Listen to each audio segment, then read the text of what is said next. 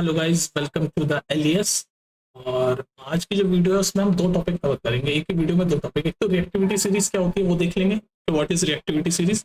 दूसरा हम जो नॉन मेटल है ना उनकी फिजिकल प्रॉपर्टीज भी देख लेंगे, ठीक है। तो जल्दी जल्दी देख लेते हैं। देखो रिएक्टिविटी सीरीज क्या होती है, पढ़ो।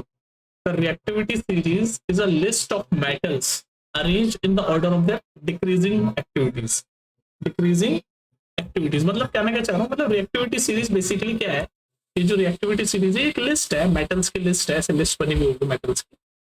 उसकी जो सबसे ऊपर जो लिस्ट में होगा वो सबसे ज्यादा रिएक्टिव होगा, और जो सबसे नीचे होगा वो लेस रिएक्टिव होगा। मतलब नाम ही है ना, देख लो, रिएक्टिविटी मतलब कौन कितना ज्यादा रिएक्टिव है। तो जो रिएक्टिविटी सीरीज है वो लिस्ट है जिसमें जो सबसे ऊपर मेटल होगा वो ज्यादा रिएक्टिव होगा, और जो सबसे नीचे होगा सबसे कम रिएक्टिव होगा, ठीक है। तो मैं आपको एक लिस्ट बताता हूँ, बस वो ये रिएक्टिविटी सीरीज जैसे पोटेशियम, सोडियम, कैल्शियम, मैग्नीशियम, ऐसे लिस्ट चल रही है पूरी। एल्यूमिनियम।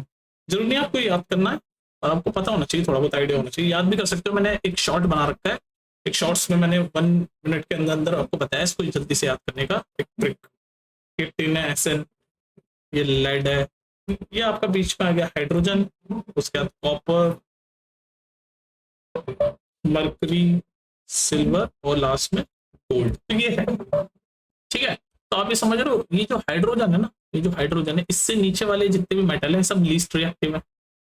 लीस्ट रिएक्टिव सब मेटल लीस्ट रिएक्टिव है।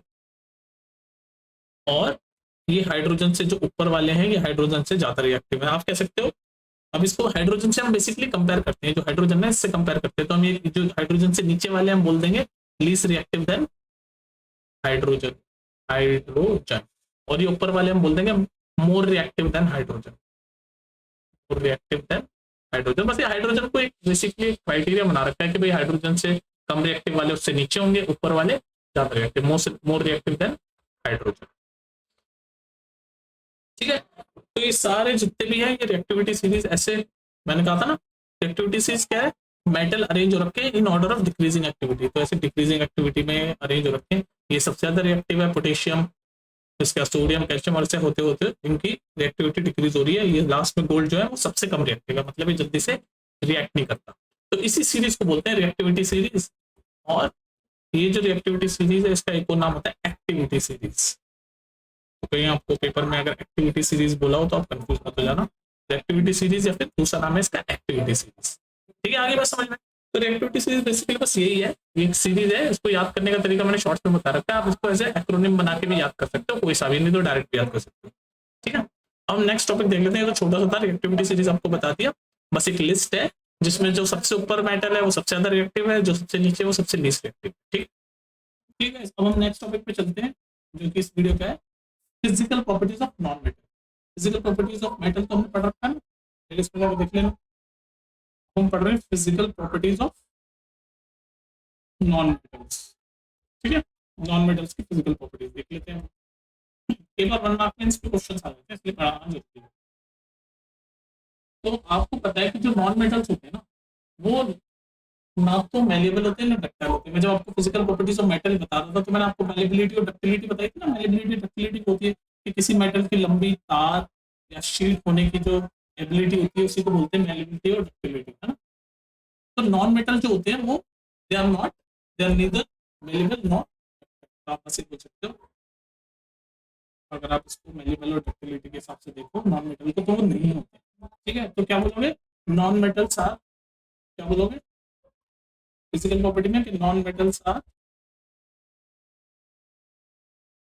नीदर मेलेबल नॉट डक्टाइल, मतलब थिन वायर और या फिर शीट में उनको कन्वर्ट नहीं किया जा सकता। तो ये पहली फिजिकल प्रॉपर्टी आपको पता चल गया कि भाई ना तो मेलेबल होते हैं ना डक्टाइल होते हैं नॉन मेटल्स, ठीक है।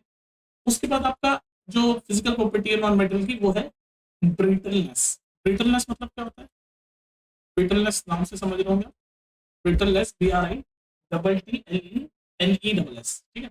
ब्रिटलनेस मतलब जो नॉन मेटल होते हैं ना ब्रिटल होते हैं नेचर में। ब्रिटल मतलब जैसे वो छोटे छोटे बिल्कुल पीसेस में टूट जाते हैं, ऐसे आपने ऐसे देखो ना, जैसे क्रिस्टल क्रिस्टल में जो टूट जाते हैं, ऐसे क्रिस्टल छोटे छोटे क्रिस्टल में टूट जाते हैं, उसको बोलते हैं ब्रिटलनेस।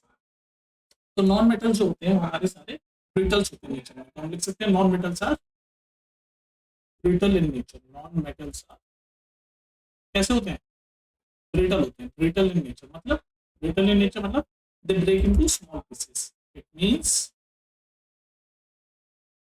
दे ब्रेक इनटू स्मॉल पीसेस, याद रहेगा। चलो ये होगी बात। एग्जांपल देख लो, एग्जांपल सल्फर, सल्फर एक नॉन मेटल है जो कि ब्रिटल होता है नेचर में, बिल्कुल छोटे छोटे पीसेस में एकदम टूट जाता है। तीसरी फिजिकल प्रॉपर्टी है कि भाई फिजिकली वो कैसे होता है, फिजिकल स्टेट कैसे होती है नॉन मेटल की, फिजिकल स्टेट, फिजिकल स्टेट कैसे होती है मतलब कैसे होते हैं, सॉलिड होते हैं, लिक्विड होते हैं, किस तरीके के होते हैं। तो मोस्टली, सारे नहीं, mostly non metals are solid होते हैं। तो फिजिकल स्टेट की अगर हम बात करें, फिजिकल स्टेट, फिजिकल स्टेट की अगर हम बात करें तो most of the non metal, most of the non metals are कैसे होते हैं, soft. Most of the non metals एकदम सॉफ्ट होते हैं, सॉफ्ट सॉफ्ट होते हैं, मतलब उनको हम नाइफ से भी काट सकते हैं। अगर सॉलिड होते हैं तो सॉफ्ट होते हैं, अगर सॉलिड होते हैं तो ये आपको याद होना चाहिए, most of the non metals are soft, याद रहेगा आपको। लेकिन कुछ नॉन मेटल ऐसे भी है जो कि हार्ड होते हैं, जैसे एग्जांपल मैं आपको बताता हूँ, एग्जांपल जैसे जो आपका कार्बन है, उसका जो एलोट्रोपिक फॉर्म होता है ना, मतलब कार्बन का जो डिफरेंट स्ट्रक्चर से जो बनता है एलोट्रोपिक फॉर्म, डायमंड जो होता है वो क्या है, वो हार्ड होता है, हार्डेस्ट, आप बल्कि बोल सकते हो हार्डेस्ट सब्सटेंस, हार्डेस्ट सब्सटेंस। तो ये आपका एक तरह से एक्सेप्शन हो गया कि carbon allotrope diamond is hardest substance, जबकि हम बोल रहे हैं कि most of the non metals are soft. ये एक्सेप्शन की तरह भी याद कर सकते हो, ठीक है जी। ये एलोट्रोप से समझ लो ना, एलोट्रोप मतलब बेसिकली कोई भी सब्सटेंस जो दो या दो से ज्यादा फॉर्म में जो प्रेजेंट होता है उसको बोलते हैं एलोट्रोप। मतलब ये जो डायमंड है ये एक तरह से कार्बन ही है, बस डिफरेंट स्ट्रक्चर बना हुआ है, डिफरेंट फॉर्म में होता है कार्बन ही, पर डिफरेंट फॉर्म में होता है, तो इसलिए बोल रखा है मैंने एलोट्रोप। एलोट्रोप मतलब substance which exist in two और मोर फॉर्म। ये कार्बन आपका सिंपल कार्बन की तरह भी हो सकता है जो कि ब्लैक कार्बन हम देखते हैं, लेकिन उसका एक एलोट्रोप जब डिफरेंट फॉर्म में होता है तो वो डायमंड हो जाता है। तो ये डायमंड जो है वो हार्डेस्ट सब्सटेंस है, जबकि हमें पता है कि जो नॉर्मली नॉन मेटल होते हैं वो सॉफ्ट होते हैं, ठीक है। जो next physical property non metal की हम ये बोल सकते हैं, नेक्स्ट फिजिकल प्रॉपर्टी हम ये बोल सकते हैं लस्टर। लस्टर के बारे में बात सकते हैं। लस्टर मतलब जो शाइनी सरफेस होता है, जैसे मेटल जो होते हैं वो ज्यादातर लस्टरस होते हैं, मतलब उनका शाइनी सरफेस होता है, लेकिन हम बोल सकते हैं कि non metal do not have lustre, ये बोल सकते हैं। मतलब कहने का मतलब आप देख रहे हो तो मेटल से बिल्कुल अपोजिट हो रहा है, मेटल लस्टरस होता है, नॉन मेटल जो है नॉन लस्टरस होते हैं, मतलब हम बोल सकते हैं non metal do not have lustre, do not have lustre, that is they don't have shiny surface, they don't have shiny, चमकदार नहीं होते मतलब बेसिकली। लेकिन इसके भी एक्सेप्शन होते हैं, हर चीज के एक्सेप्शन मिलेंगे आपको। जैसे फॉर एग्जांपल मैंने आपको बताया कार्बन के एलोट्रॉप होते हैं, जैसे डायमंड, ग्रेफाइट, ये क्या दोनों एलोट्रॉप्स, अभी एलोट्रॉप्स बताया ना, मतलब है कार्बन ही पर डिफरेंट फॉर्म्स में अवेलेबल है। तो अगर कार्बन की एक फॉर्म में, एक फॉर्म डायमंड हो सकती है, एक दूसरे फॉर्म में अगर उसका स्ट्रक्चर होगा तो ग्रेफाइट हो सकती है, तो इसलिए उसको बोलते हैं एलोट्रॉप्स, एलोट्रॉप्स ऑफ कार्बन। तो ये डायमंड, ग्रेफाइट और आयोडीन ये सब क्या नॉन मेटल, ये सब क्या नॉन मेटल है, बट ये एक्सेप्शन है, exception. Diamond, graphite, iodine are lustrous, मतलब शाइनी होते हैं, इवन दो, जबकि वो नॉन मेटल है, इवन दो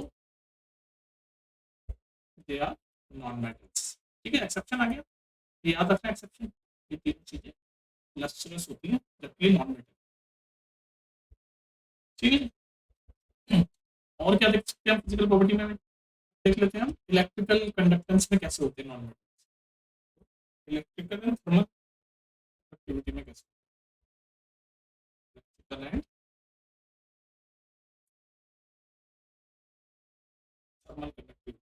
तो जनरली ऑब्वियसली अपोजिट ही है सब कुछ, मेटल से एकदम अपोजिट ही चल रहा है नॉन मेटल से, तो हम बोल सकते हैं non metals are generally poor conductor of heat and electricity, non metals are mostly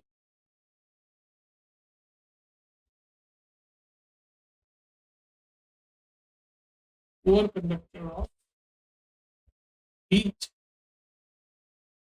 and electricity. पर यहाँ पर भी एक्सेप्शन है, क्या एक्सेप्शन है, यहाँ पर भी आपका एक एक्सेप्शन है। फिर जो ग्रेफाइट है, जो कि मैंने आप बता चुका हूँ एलिट्रॉप है किसका, कार्बन का। कार्बन क्या है, नॉन मेटल, तो नॉन मेटल का एक फॉर्म है ग्रेफाइट, कार्बन का एक फॉर्म है जिसको हम बोलते हैं एलिट्रॉप। जो एक ही सब्सटेंस के बहुत सारे जो फॉर्म होते हैं उनको हम बोलते हैं एलिट्रॉप्स। जैसे कार्बन का एक फॉर्म डायमंड है, एक फॉर्म ग्रेफाइट है। तो जो ग्रेफाइट है ना, ग्रेफाइट ग्रेफाइट जो होता है वो बिल्कुल गुड कंडक्टर ऑफ इलेक्ट्रिसिटी, तो graphite is a good conductor of electricity. जबकि ग्रेफाइट क्या है, नॉन मेटल है, क्योंकि कार्बन का इलेक्ट्रॉन एनएम यानी तो graphite is a good conductor of electricity, याद रहेगा आपको, ठीक। और क्या, मेल्टिंग एंड बॉइलिंग पॉइंट भी देख लेते हैं नॉन मेटल का। हमने पढ़ा था जब मेटल्स पढ़ रहे थे हम, कि जो मेल्टिंग एंड बॉइलिंग पॉइंट है मेटल्स का बहुत हाई होता है। तो आपने अब तक गैस कर लिया होगा कि इनका लो ही होगा नॉन मेटल्स का, गैस कर लिया होगा ना तब, तो आप मेल्टिंग एंड बीपी लिख देता हूँ शॉर्ट में बॉइलिंग पॉइंट। तो हम बोल सकते हैं जनरली नॉन मेटल्स है low melting and boiling point. Generally non metals है लो,